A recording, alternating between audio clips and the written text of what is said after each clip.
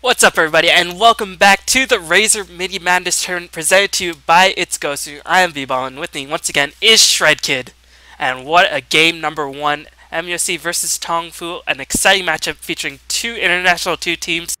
And spoiler alert, MUFC showed a lot of resilience and a lot of aggression and managed to pressure down TongFu, so TongFu couldn't even breathe.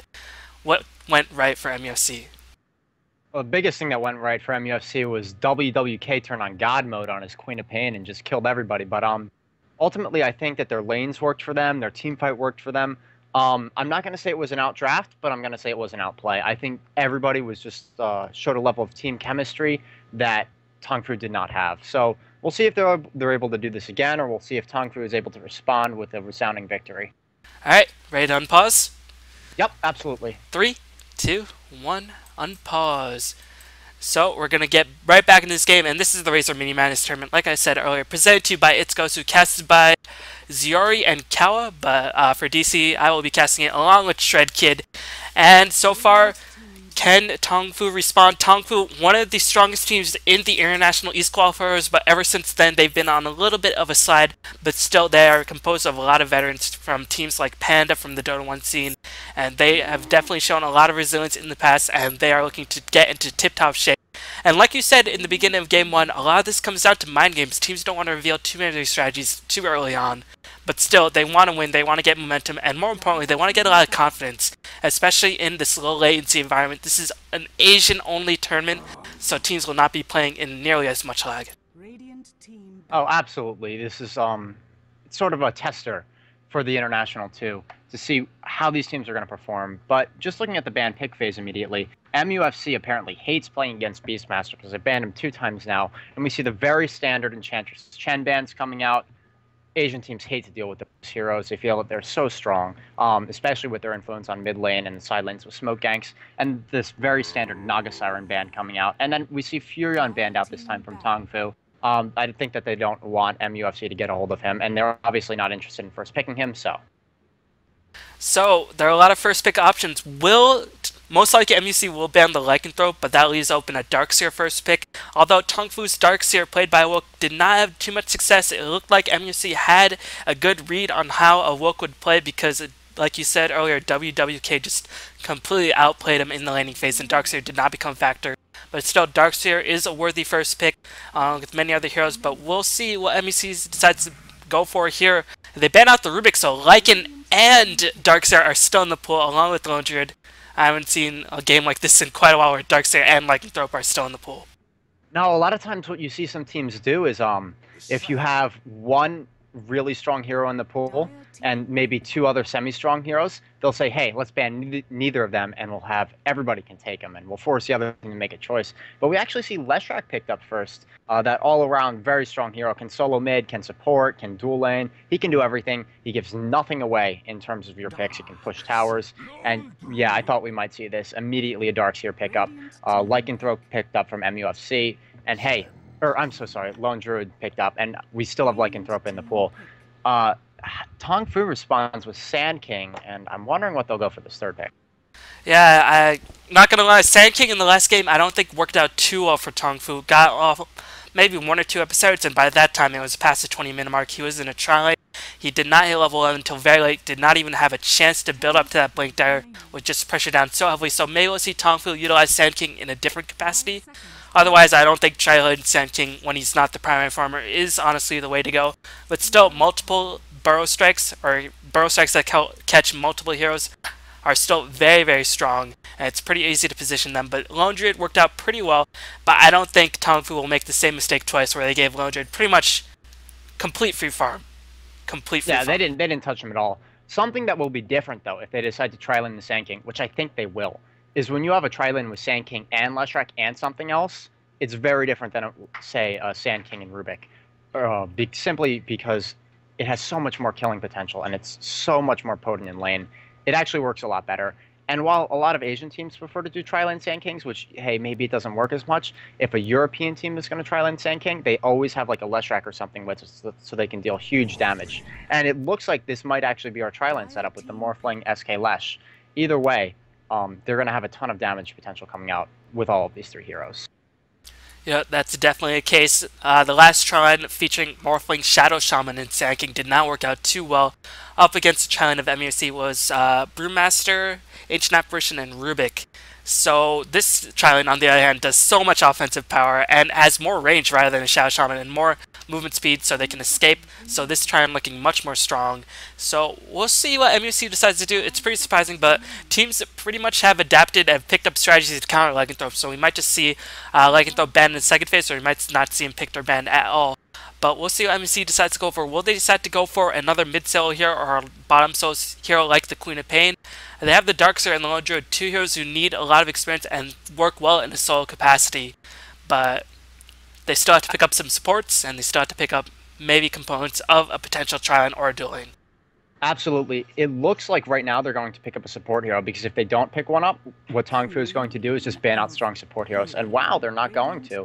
It looks like right now that they have the three really XP-dependent heroes, as you said. One of them is probably going to be tri-laned. I don't think that they're going to jungle the Darkseer. And I think that TongFu is going to ban support heroes in response to this, simply because they have theirs, and MUFC doesn't have theirs, so...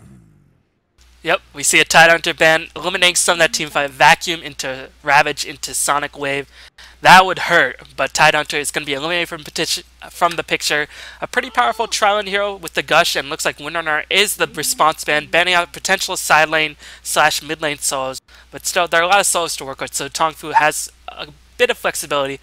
We'll see if there's going to be another ban, maybe another Crystal Maiden ban. Can definitely help with the Queen of Pain or Darkseer if the MUFC squad decide to pick it up. But TongFu, I do expect them to ban the support, like you mentioned earlier. I would expect the Crystal Maiden ban, because right now MUFC has 0 hard disables. They're going to need to get some. It's extremely hard to put together a team with 0 hard disables. You have to play so perfectly and coordinate everything so perfectly with your tower pushes. It's just very hard to do. Yeah, especially against a hero like Morphling or Leshrac, who left alone can just do so much damage in a team fight and are pretty difficult to lock down. Now, Leshrac isn't, but if he's left unencumbered, can just deal so much damage in a team fight, and it's pretty hard to catch up to a Morphling if you don't have a disable. just saying. Because he has Waveform, he has Morph, he has Replicate, has so many ways to escape.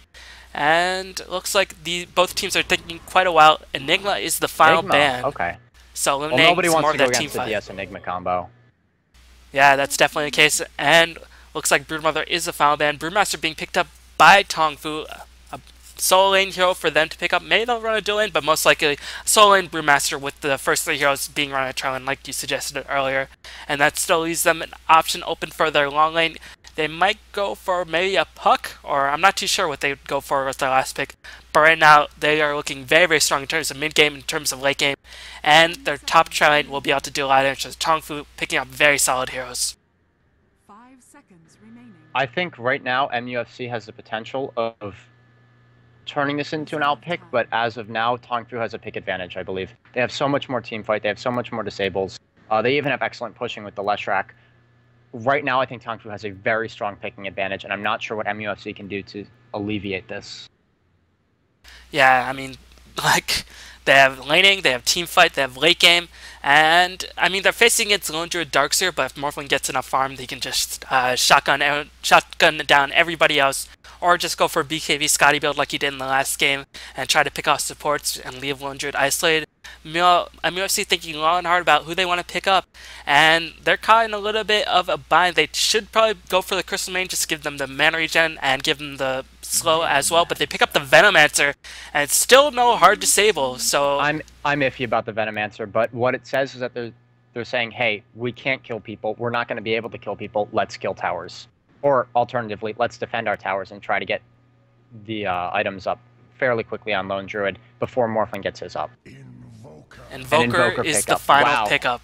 It looks like what we'll have is an aggressive tri-lane, Brewmaster mid and Invoker top solo, or Invoker mid and Brewmaster top solo, I think.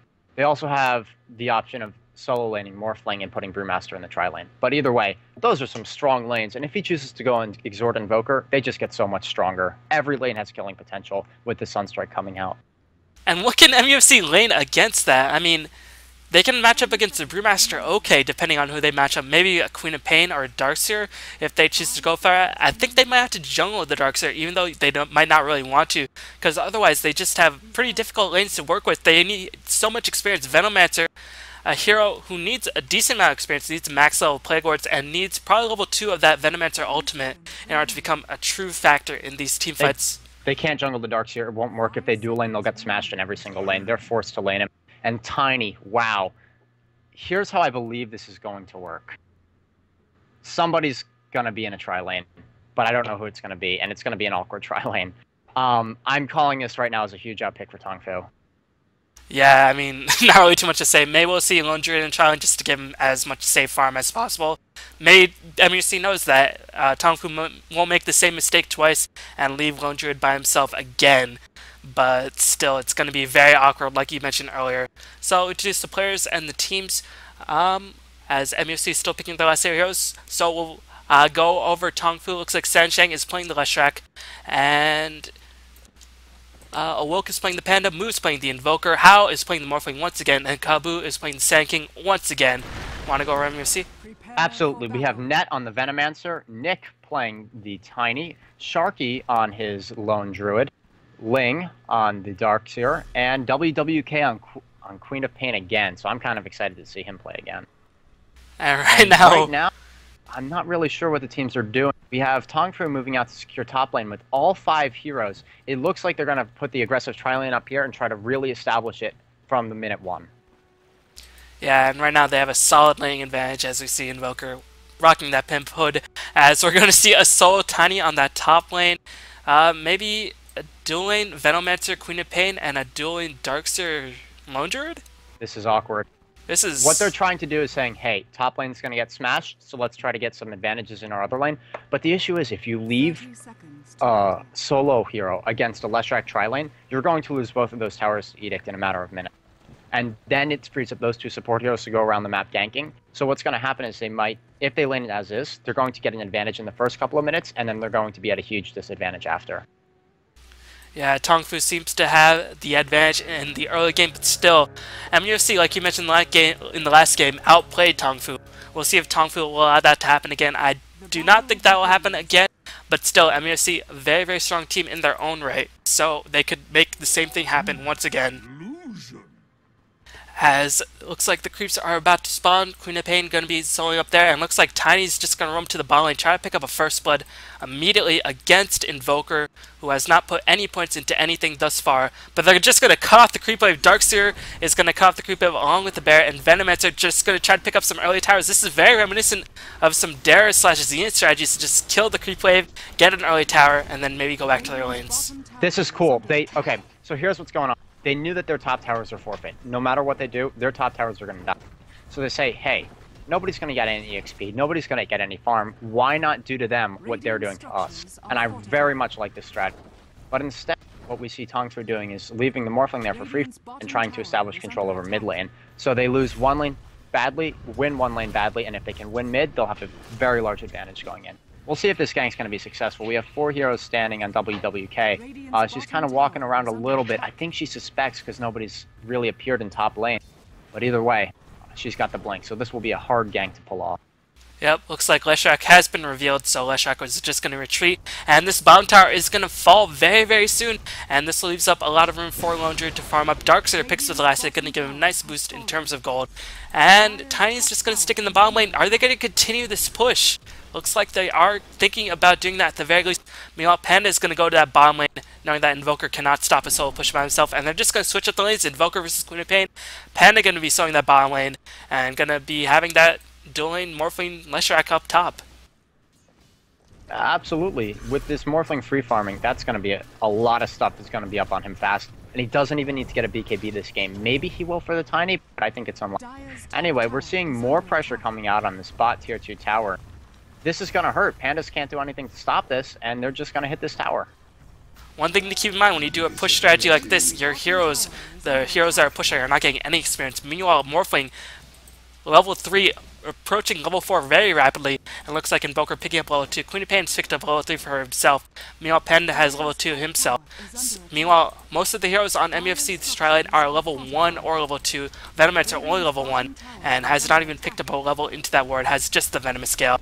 Meanwhile, nice creep, or a tower redirection. They're going to be able to pick off this bomb tier tower without much fuss. No, here comes a teleport in, and looks like Kabu, the Sand King's going to teleport back in, as Morphe's going to come in. Will they get the waveform? Here comes the Thunderclap waveform, and TongFu Kabu picks up the first blood. Looks like Ondred is going to be the next one to fall. One more hit by the Morphling. Darkseer doing a lot of damage with his Ion Shell, and looks like Ondred might just be able to escape very naturally fast in his range form, but Ling is going to take the fall. Nice job by TongFu catching MUFC off guard. They were clearly not expecting teleport in, and Morphling picks up a nice bounty and gonna continue his farm, and more importantly, they delay the power push, and Lashak's gonna be farming that top lane. So really nice play by TongFu. More importantly is they got a ton of kills on a bunch of already under-leveled heroes. You're getting that, oh, you missed a kill coming out on mid lane, but it looks like Invoker's gonna go down to the Queen of Pain with help from the Tiny.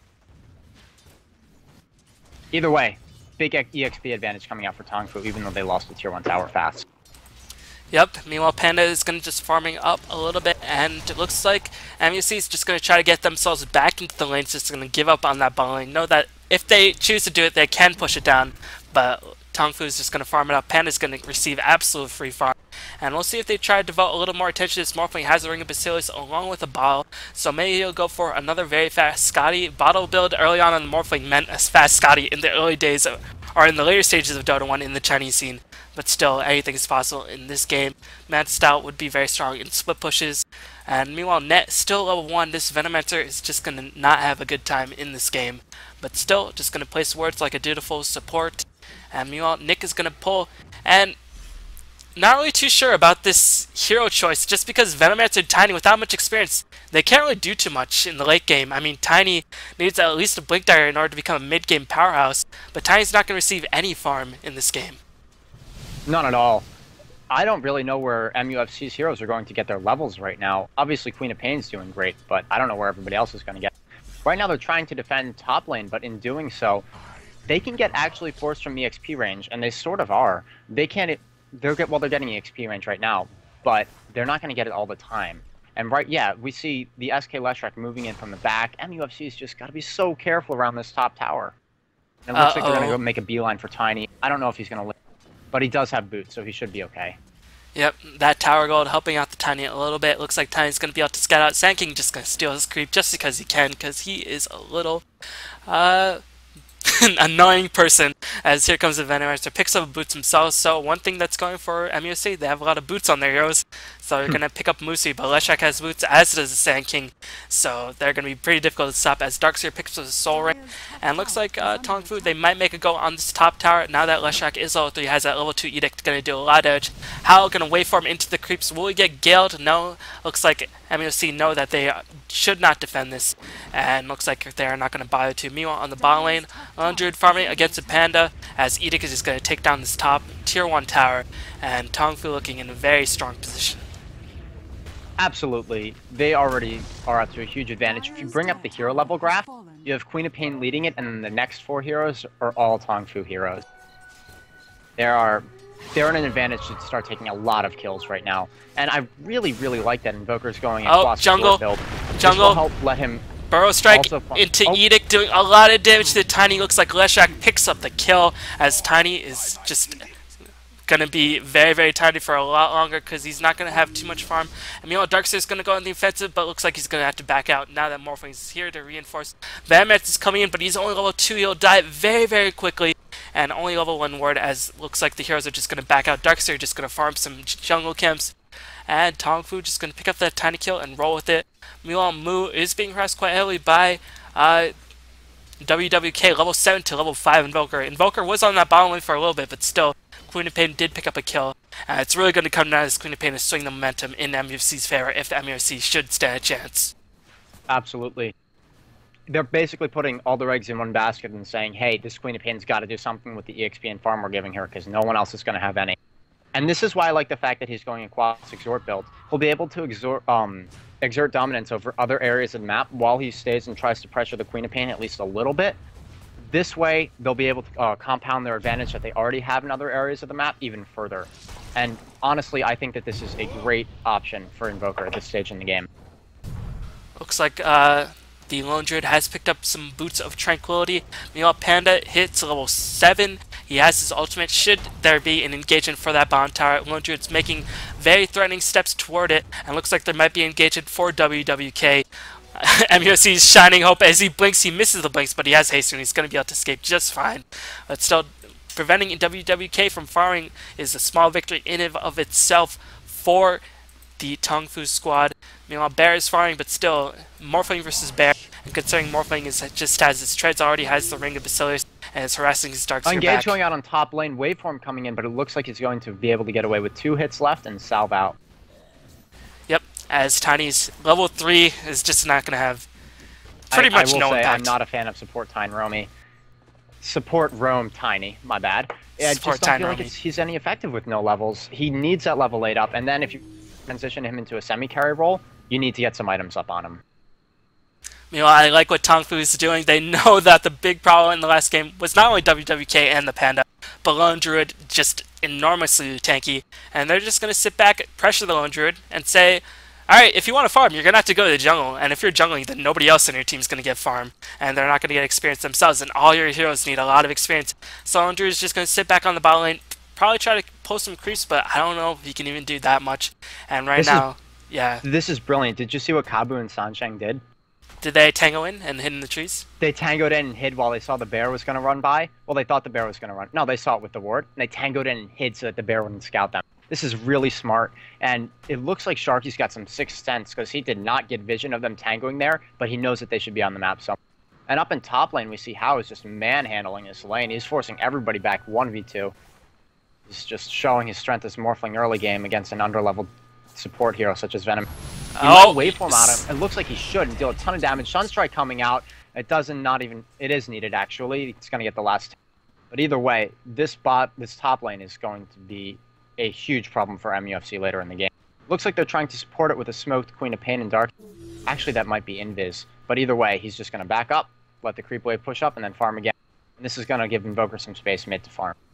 Invoker already 2100 gold in the bank. Could go for Phase Boots. Might pick up an early ultimate. Most likely Phase Boots into early Force Staff.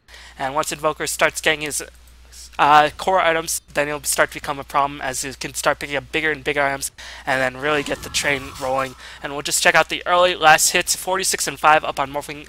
42 and 11 up on WWK, the Queen of Pain. But still, WWK is the only sole bright spot. Tiny has 30 CS, but still, most of that is from the small camp. Most of those are like 7 cent creeps. Yeah, they're from the small camp in the neutral zone. So, it's not really meaning too much. But still, I mean, Bear's farming the jungle. We have the Force Staff up on Mu. I really like this as a first item on Exhort Invoker, simply because it actually allows you to catch up to people and kill them, especially against the Queen of Pain. So now will actually have a chance to bring down WWK. Yep, Darkseer has the Tranquil Boots as well as the Soul Ring, but right now it looks like TongFu is just playing it so cautiously. They don't even need to play very aggressively. They know that they've won every single lane. There's not really too much that MUFC can do in order to solidify their lane. The only downside is that Sand King's not getting too much farm, but here comes a Split Earth. Sand King goes in, Burrow Strike. Oh no, but Tiny comes in. It looks like he's going to fall to the Edict. No, he's going to get out because of the Venomancer slow.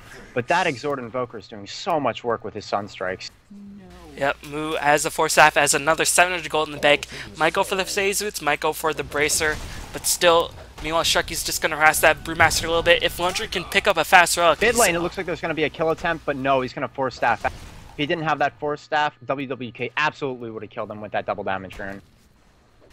Yep, meanwhile, Lone Druid's being harassed by his solo Brewmaster, and his Bear is on cooldown, so now Lone Druid can't even do anything. No, I guess it's just back at the fountain healing up. But right now, TongFu, they don't even need to play very aggressively. They know that so far, there's nothing really MUFC can do in order to get back in the laning phase. And MUFC, in order to get back in the game, they have to win, or they have to get a lot of experience in team fights and in the mid game. And right now, they're not letting get any experience aside from small, measly jungle camp. And you can see level 4 Venomancer. Well, it was Tiny, level 5 Tiny. I don't know, man. It's not looking good. There's not a lot of levels either way. Oh, engagement on the bottom lane. May go for a kill attempt on top lane. All they have to do is Burrow Strike into a Leshrac into a Sunstrike, and someone died. Yep, And engaging on the bottom MUFC lane. knows this and is backing off the tower. There was engagement on the bottom lane, Primal Split, Clap, and another Sunstrike just for a little bit of extra damage. And Mu is just farming up and just cackling to himself all the while, providing damage all across the map, letting Panda farm up. Looks like WWK wants to pick off the Brewmaster. Panda has a lot of HP, but Queen of Pain cannot find him. And looks like the Queen of Pain will just back out for now. And right now, we'll just check out the gold graph. You can see, not too big of a gold advantage, but still, the experience graph will tell a much bigger tale. 2,000 gold advantage. And meanwhile, you can see the experience graph over 3.5k advantage. And that's a pretty big difference this early on. This is pretty funny. We see 3 MUFC heroes doing the large camp of creeps together. You don't see that too often. That's not something a team likes to do when they're winning. No, not at all. The only downside for TongFu is that Sanking's not doing too much. But, I mean, that's not even a downside. They just, I don't know. He's almost level 6. And Yeah. to be honest, he doesn't even need to do a lot. All Yeah, he he needs to doesn't do need is to. Burrow Strike in and set up the Leshrac, set up the Invoker. That's all he needs to do. Meanwhile, Tiny's just going to be harassed by the Morphling. Morphling has almost 2k gold in the bank. What will he go for? Let's see if they can pick off the Morphling. Iron Shell being casted on the Tiny. No, the Morphling just knows that he will not get picked off.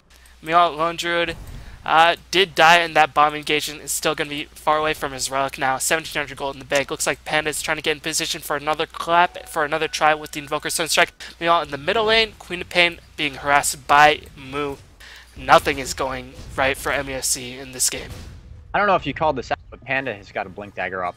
Really? Wow. Yep. And that So- is fast. And he's level 11, so it's going to be a pretty powerful ultimate. Yeah, the way this bot lane worked before the dagger was that Shark can just run away because Tranquils make him fast, but now he can't because there's a dagger. All he's got to do is dagger up, clap, and Sharky will probably die to a Sunstrike.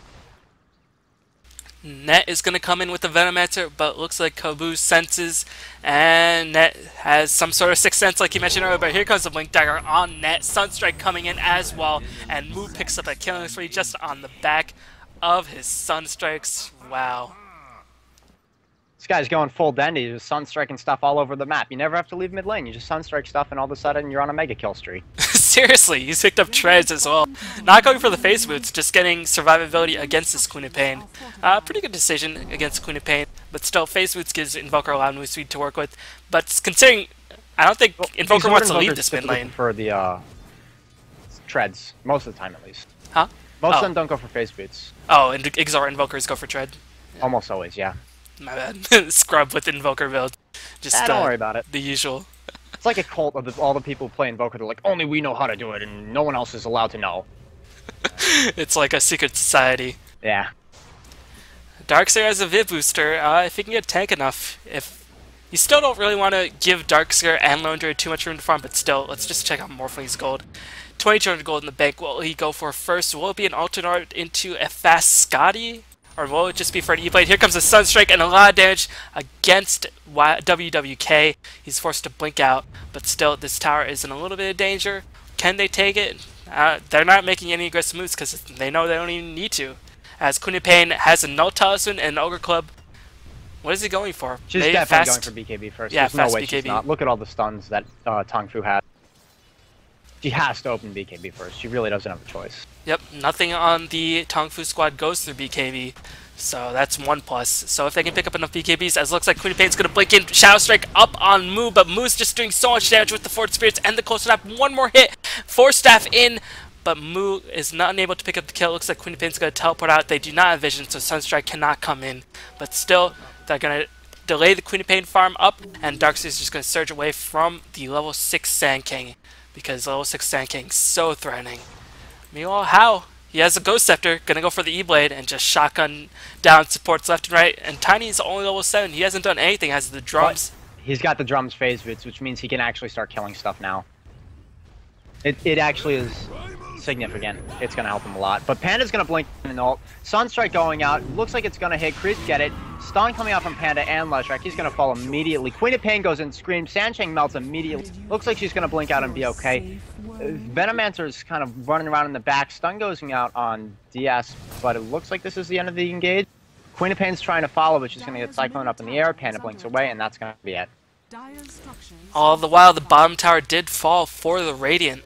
So nice Mid job by tower's about to Sharky. go down too. Yeah, so a lot of gold. Looks like Radiant's going to pick up gold, and he's just going to ghost walk out. Any detection up on the Dire squad? No, they do not.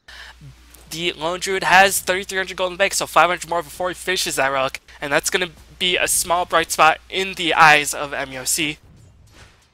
It's going to disable the daggers. SK's almost got his, assuming that he's going for it. But I feel like TongFu is so tanky at this point that it's not even going to be a huge issue for them. We see a smoke gang coming out from mid lane, trying to get on that Queen of Pain, but she's going to detect it and just run away. Yep, meanwhile, Morphling is just going to farm that bottom lane.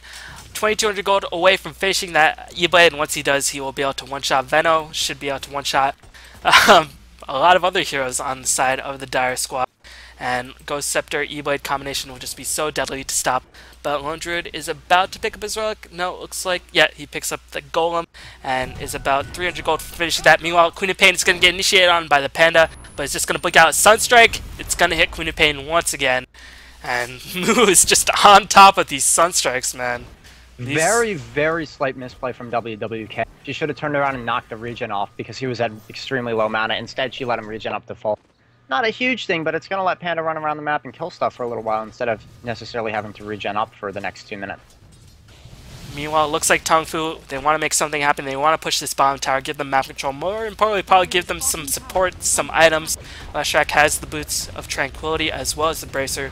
And Sand King is close to his own Blink Dagger, and once he picks up that Blink Dagger in conjunction with the Panda ultimate, it'll be so difficult to stop the initiation by TongFu. They have a Darkseer, they have Surge, and they have Blinking Queen of Pain. But other than that, their heroes are not very mobile, and if they can disable the Darkseer, it's going to be very difficult to stop the team fight power of TongFu.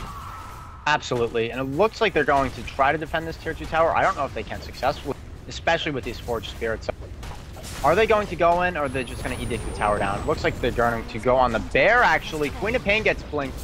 Stun going to follow up successfully? It will. Vacuum comes out. Howl waveforms over the top, and the bear is going to go down just as add insult to injury. Radiant's top tower Yep, and they pick up a tower, so Howl is only 400 gold away from finishing that E-Blade. He's just going to teleport in. Can he disable? Here comes the Primal Split by Panda, but Tiny manages to teleport out in the nick of time. Yeah. Living life on the edge. Yep. Was that Nick? No, Nick is... Yeah, that was Nick. It was Nick, yeah. I made it funny. We'll pretend that one was intentional.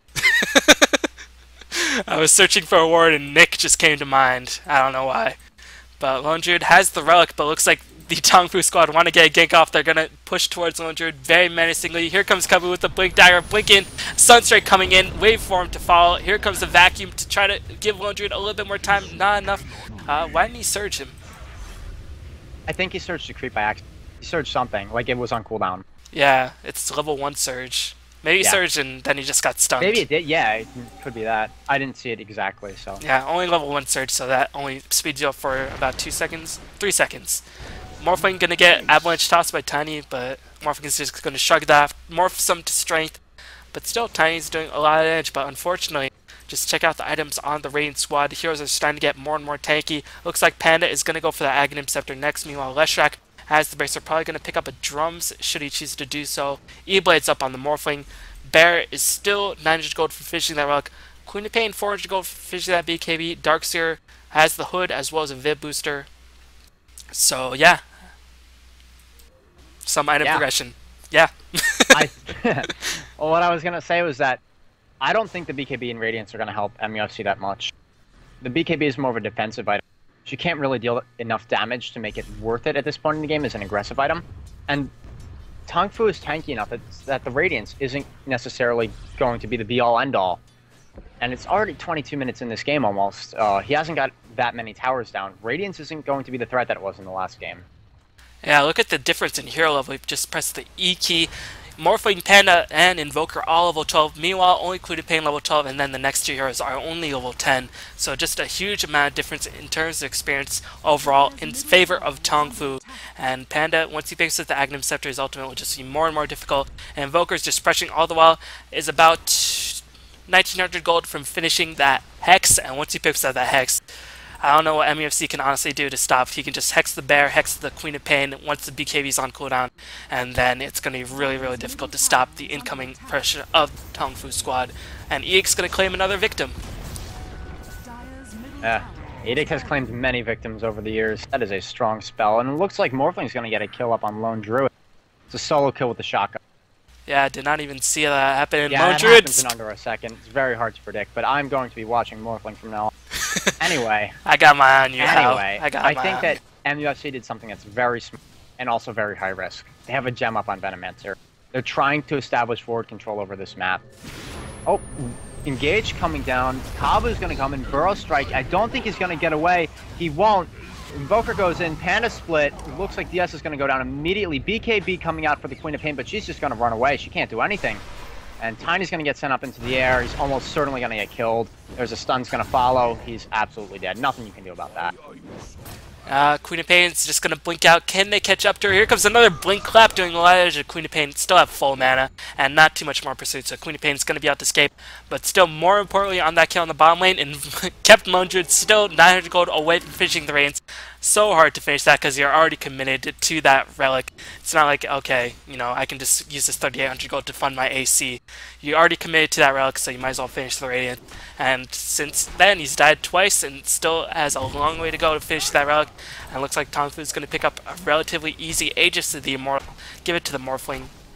Maybe give it to the Panda? No, probably the Morphling. They'll give it to the Morphling almost certainly. When you're running around with an Ethereal Blade, if he, for example, waveforms in when he's at 800 HP and Tiny's sitting there invis, it's nice to have an Aegis up on your shotgun Morphling. Or they're just going to leave it. No, he's going to drop the TP scroll and give it to the Morphling. And Panda eagerly snatches up that TP scroll. Looks like Venomancer might be in a little bit of trouble. Can they see him? No, looks like Sansheng and Kabu did not spout the Venomancer. Oh, now they see him. Here comes the Edict and a Burrow Strike going to follow. And it looks like the Sunstrike in for good measure. Not going to hit too much of anything. Can Tiny do enough damage to kill the Sand King? No. Looks like there's going to be a surge by the Darkseer. No, he's going to surge himself. Trying to pick off Kabu, but his Blink Dagger should be cooling down. He's going to blink out in the middle of the trees. Burrow Strike in the middle of nowhere. Vacuum just destroying the trees. And meanwhile, Queen of Pain is going on the offensive, but has 0 mana. Going to BKB. But still has no mana to work with. He's just going to die. No, one more hit by the Morphling. Looks like Darkseer picks off Ledgetrack in the midst of all that. Morphling Aegis expires immediately, like you mentioned earlier. And Tiny just doing a lot of work in terms of that engagement. And looks like Invoker picks off Darkseer. Mu has come to the party, showing up fashionably late. And now he's going to give the rest of his guests a hell of a time. And looks like MUC has no choice but to back out. Two things I wanted to touch on. One was at the beginning of the game. Why did they pick a Tiny? I wanted to touch on, but the game started. It's because Morphling. If Morphling's going around trying the shotgun stuff, Tiny is such a good answer to that. He really is. You just kill him. If he's sitting at 800 HP, fine, free food. And that's also why they chose the Aegis on him. The second thing I wanted to say was that high risk, high reward play with the Venomancer getting the gem. It ended in high risk. Yeah, not much. They lost the gem, so now he's just chain buying sentries, and TongFu got a free gem for it. Sight the Vice up from Invoker. Finish the main core for the QE Invoker build. We'll probably see a Aghanim Scepter next, but we may see a Blink Dagger. Ultimate Orb is the next pickup for Hao on the Morphling. Probably going to go for the Scotty. Maybe a Link. It's probably the Scotty. Not too many single target disables up on MUFC squad. Might have to fear from a Hex eventually from the Queen of Pain. No, actually, not in the near future. Not for the next 15 minutes or so. They're just going to try to pick up as much farm as he can from the Ancients. Only level 7. This Venomancer are having a miserable time. And looks like this top tower will be forfeit to the clutches of Hao. And with that, he's going to fund more gold towards his next Scotty, as Edict's going to come in trying to jack the kill from the Morphling. Sansheng picks up the kill on the tower and has more and more items. Going to go for a Bloodstone most likely. And then, I don't know, after that, Mu has the Hex, so just checking out the gold graph really, really quick. 10k gold advantage in favor of TongFu. And just looking at the last hits, Morphling 150, but last hits don't even mean too much in this game. But still, it's nice to see that 3 out of the 4 top heroes are all in favor of TongFu. And Tiny's creep sets are very, very deceptive because he jungled a lot of the time in these small creep camps. Well, something that's going to be really important is if Tiny is actually able to get that Aghanim Scepter up, he's going to become a right-click force in this game. And all of a sudden, it's going to go from being able to ignore Tiny to being able to actually have to focus him because he's dealing damage. And also, it's a really good way to kill buildings. When you have the Silver combined with that Tiny, buildings are going to go down in like 3 seconds. So while it's not an absolute comeback, it's something.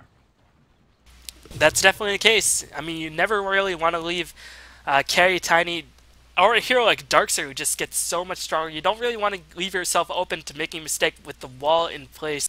So TongFu, they're playing it slow. They're playing it. They still have a magnificent advantage. Here comes the 4-staff Hex, Blinking by Sanking, Meteor being dropped for good measure, Clap being dropped as well, and the bear just gets resummoned. Double damage. So Kind of an anticlimactic way to end. But hey, they know the Radiance is up on it. Why not kill it now? Yep, and keep in mind, if the bear is on cooldown, it'll be 2 minutes before it can be respawned. So if they can get 2 minutes without Radiance, I'm sure TongFu would love to take that engagement. But right now, they're just going to play it slow and close to the bone, as it looks like Morphling... What did he have in the courier? No, just some Tangos. So, yeah, TongFu just playing it very, very slow, but still all the while, they're leaving MUFC to get more and more levels and more experience. Tiny's hitting level 11, so his toss is going to do more damage.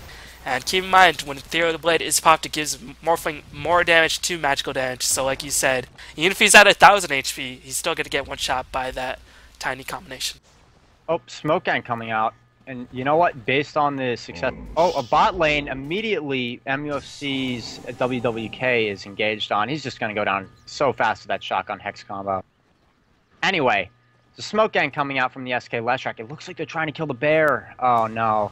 They're going to go for a hero instead. Poor Net. He doesn't see them with his wards. He feels like he's safe. He's not. He's actually just going to run back to base because he's been food all game. Yeah, looks like Net had some sort of sixth sense. Maze, like... He had the gem somewhere hidden in the midst of all that. But it looks like the Smoke Gang is going to be thwarted. And it seems that TongFu, they want to get a push going. Level 16 is not yet up on the Panda, but he does have his Aghanim Scepter, so that ultimate will last 23 seconds. And it'll give his Pandas a lot of tank ability. And I don't know if there can be too much to be done to stop this TongFu push. Leshrac and Panda ultimate in conjunction with that Sand King Blink Epicenter combination will just be very, very difficult to stop. And I'm no surprised. pipe up on the Lone Druid. So, go on. No pipe on the Lone Druid, so those magical damage ultimates will just do so much in these engagements. Absolutely, and it looks like they're just going to put all their summons on the tower. Tiny's going to go in, but Panda says no. Turns around, stuns the Tiny. Great smoke. That is how you use smoke to counter. SKO goes in, hits absolutely nothing. They're going to go on the bear. The bear is going to get resummoned, and the Pandas are going to go down. The Fire One's dead at least, and they're backing up. DS wall goes down. BS comes out. Looks like Leshrac will go down. BKB coming up from Quap. Morphling Waves forms out. He's hitting Shark. Scream of Pain comes in. Queen of Pain hitting Morphling. He's trying to morph to Strength. I think he's going to die. Will he make it? And Waveform's going to be up in 3 seconds. He turns around and shotguns, and he is going to get out. Great play. He's going to get followed, but oh no, the DS illusions. He's going to die to the DS illusions. So it was brilliant play from the DS. Wow. Just a complete... Everything that could have went wrong for TongFu in that team fight did go wrong.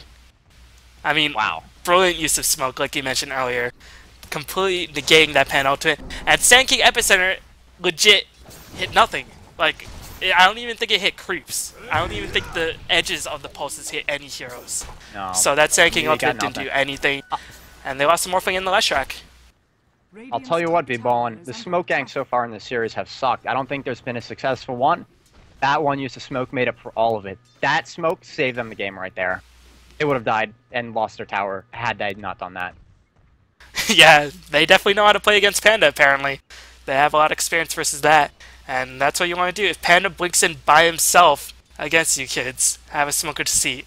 And then you pop it, get into new position, rearrange yourselves, and then get back in the team fight where you can get into a more suitable position. And now Tiny has an Aghanim, so he will hurt. He will hurt. And if TongFu loses a team fight and their heroes don't have buyback, towers will fall in the blink of an eye. It's going to be... Now TongFu's... They're still an advantage, but they are treading on very dangerous ground. Also, I was really surprised that TongFu chose to push in when they had a bunch of big items that were almost done. Pandas was almost level 16. Leshrac almost had Bloodstone. Morphling almost had his Scotty up. And they chose to push in anyway. It was, I think they feel like they had to beat the clock. Maybe that Aghanim is going to come up. But either way, it was scary. Yep. But now Panda is level 16. Invoker has the gem and the hex and the point booster and the 4 staff, so he's going to go for an eventual Aghanim Scepter for himself. Meanwhile, Did Hao finish the Scotty? No, looks like he's still a little bit farther away from finishing that Scotty, or maybe saving for buyback. I don't know if the Scotty's on the courier. No, it is not, so he's still quite a bit away from the Scotty. He lost about 500 gold off of that. He's not going to save for buyback with all these towers up, I think. Yeah, they'd have to go through a lot of unlikely. towers. Unless the creep equilibrium switched on the bottom lane, but no, Morphling's just going to kill those creeps and prevent all that, and he's just going to replicate back to join his team in the next engagement. Or he's just going to farm. Either way, I think it's they're good camping for at him. Roshan. It's got like a minute left on it. Yep. Meanwhile, Sansheng is going to try to finish his Bloodstone. Probably about 800 gold for finishing that Bloodstone, and once he gets that, he can just spam that Pulse Nova, and it'll be pretty difficult to stop, but only level 11, so he has 1400 HP, but he can still be brought down pretty easily. Meanwhile, Tiny has an Ogre Club again, so he's going to go for a BKB himself, and if Tiny picks a BKB It's going to be a scary Tiny, man. Yeah, he's going to be one... Man, I wish the Dota 1 animation for BKB just increased the hero size so we could just see like epic size Tinies whacking heroes with a tree. Oh, that'd be amazing. I'll tell you something though about the Bloodstone on Leshrac. Normally for the Bloodstone on Leshrac, you want it for the tank ability and mana regen, right? However, in this case, they're using it to break a tier 3 tower, and he's not going to necessarily need to use all his mana. The mana regen is basically going to be worthless because he's not going to use anything close to his entire mana pool. However, he is going to die. That's almost guaranteed against the Darkseer and Tiny. And he's going to heal all his teammates with the Bloodstone. And while this is probably Bloodstone's most forgotten effect, I think it's going to be the most important one in this next upcoming team fight because it's going to be the most important aspect, which is going to help his team take down the tier 3.